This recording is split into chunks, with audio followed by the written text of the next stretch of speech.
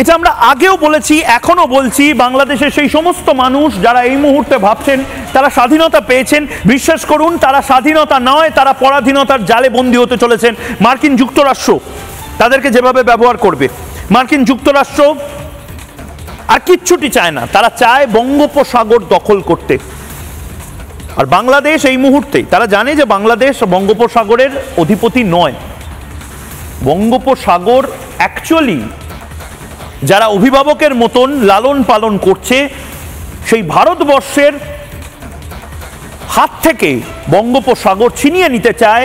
দূর 7 সমুদ্র 13 নদী পার যে মার্কিন দাদারা বসে আছে তারা, এবং সে কারণেই শেখ হাসিনার চলে যাওয়া, সে কারণেই শেখ হাসিনার ক্ষমতা থেকে বেরিয়ে। এখন শেখ হাসিনা, বিশ্বাস করুন, বঙ্গোপসাগর কোনো অন্য দাদা এসে দাদাগিরি করবে এটা শেখ হাসিনা কোনোদিন চায়নি। হ্যাঁ, বঙ্গোপসাগরে বাংলাদেশের অধিকার আছে, মিয়ানমারের অধিকার আছে, ভারতের অধিকার আছে, বঙ্গোপসাগর শ্রীলঙ্কারও হতে পারে, কিন্তু মার্কিন যুক্তরাষ্ট্রে বঙ্গোপসাগরের কোনো অধিকার নেই। এবং আমরা এই মুহূর্তে বে অফ বেঙ্গলকে হারাতে চলেছি হয়তো, কারণ এই মুহূর্তে আমেরিকান ডিপ স্টেট যেভাবে উঠে পড়ে লেগেছে, চট্টগ্রামে ঢুকে পড়েছে। শেখ হাসিনা ঠিক এই কথাগুলোই বলেছিলেন।